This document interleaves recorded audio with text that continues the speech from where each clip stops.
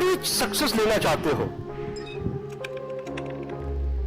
आज इस क्लासरूम में एक बहुत बड़ा अवसर है कि हमारे बीच lieutenant general Paramjit Singh Minhas sir available हैं यहाँ पर। ये आप लोग को 4 दशक तक सर ने सेना में सेवा दिया। 1985 में जब सेना में कमीशन हुए और उससे अभी तक लगभग 40 साल आज कंप्लीट होने जा रहे हैं। तो डेजर्ट हो गया, स्नो हो गया, टैंक्स हो गए, बाढ़ हो गया, जंगल हो गए, इंडिया वर्सेटाइल जगह है यहाँ पर। तो अलग अलग जगहों पे सेवा दिए और आज हम लोग का सौभाग्य है जो सर यहाँ आए। तो एक बार आप लोग दोबारा खड़े होकर सर का एक बार जरूर वेलकम करें। सर पंजाब के होशियारपुर जिला है, एक पंजाब और हरियाणा के बॉर्डर पे।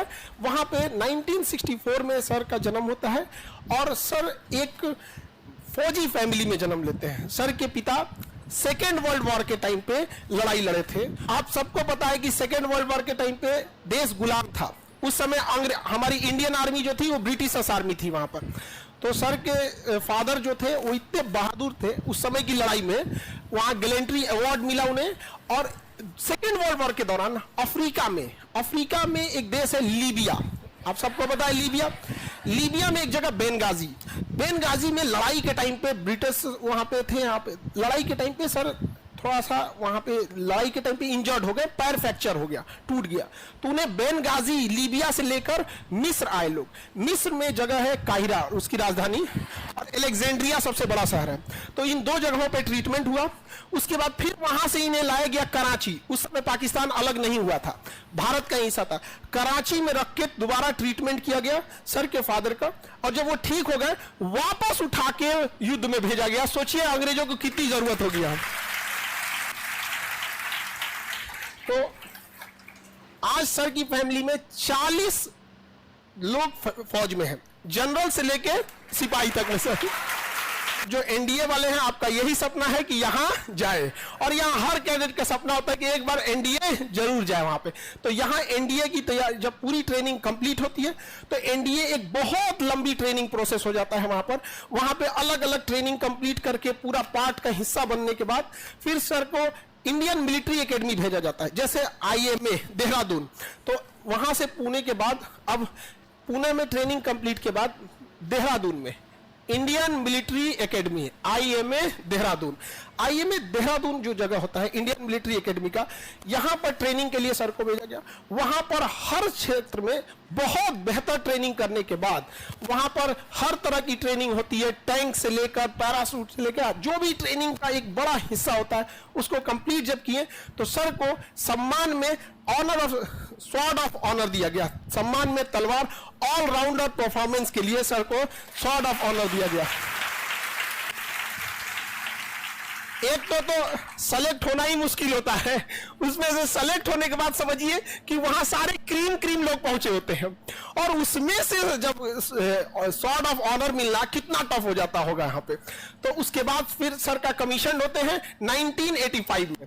1985 में सर भारतीय सेना में कमीशन ऑफिसर रैंक पे सेलेक्ट होते हैं। उसके बाद जो ड्यूटीज की पीरियड चालू होती है, इंडिया में भी सेवा दिए, और जैसे कि इनके पिताजी विदेश में भी लड़े थे तो सर की भी विदेश में भी ड्यूटी लगाई गई थी वहां पर। और अब 40 साल होने को है, कमीशन 85 में, अगले साल 2025 में कंप्लीट हमें लगता है 40 साल हो जाएगा। एक लंबा जीवन फौज को समर्पित कर दिए यहां पर। तो फौज के लिए तो हम आगे बढ़ते हैं। इसी क्रम में एक ब्लू हेलमेट बोला जाता है, यूएनओ, यूनाइटेड नेशन ऑर्गेनाइजेशन। तो यूएनओ की अपनी फौज है। तो यूएनओ की फौज में हर देश से लोग जाते हैं। तो सर का भी उसमें यूएनओ के ओर से जाना था। तो आपको पता है अब इंडिया से लेबनान, ये जगह अभी भी बड़ा अशांत एरिया चल रहा है। लेबनान हो गया, सीरिया हो गया, इजराइल हो गया, फिलिस्तीन हो गया, गाजा हो गया, ये एरिया ना बड़ा अशांत रहा है, शुरू से ही रहा है वहां पे। तो सर ने वहां पे अपनी सेवा दी है और देश का गौरव बढ़ाया वहां पर जाने के बाद, क्योंकि वहां अलग अलग देशों के लोग आए रहते हैं, अलग अलग देशों के जवान होते हैं, अफसर होते हैं, सब में कोऑर्डिनेशन बनाना बड़ा मुश्किल काम होता है, और कहीं ना कहीं देश की अस्मिता होती है हम कंधों पे ऊपर। तो इतनी बड़ी जिम्मेदारी लेके सर फिर उसके बाद आगे बढ़े। Hello, Moto.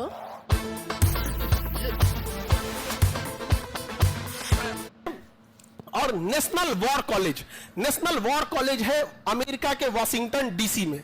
अमेरिका के वाशिंगटन डीसी में, वहां से नेशनल वॉर कॉलेज से कोर्स करने के बाद सर फिर आगे बढ़ते हैं, एमएससी करते हैं नेशनल सिक्योरिटी में अमेरिका से।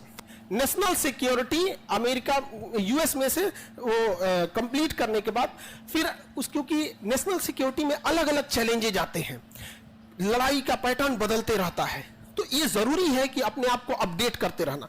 तो फिर नेशनल सिक्योरिटी उसमें एमएससी करने के बाद फिर इंडिया में MSc in defence and strategy के स्टडी, क्योंकि डिफेंस में स्ट्रेटजी बनाना बहुत जरूरी होता है। हम क्या लड़े, कहां कैसी फौज भेजे, किस तरह के हथियार का यूज करना है, सर्विलांस का यूज करना है, तो उसके लिए फिर आगे पढ़ाई करने के बाद मतलब समझिए देश सेवा भी हो रही है, ड्यूटी भी हो रही है, कमांड भी किया जा रहा है और पढ़ाई भी चल रही है। ये होती है फौज।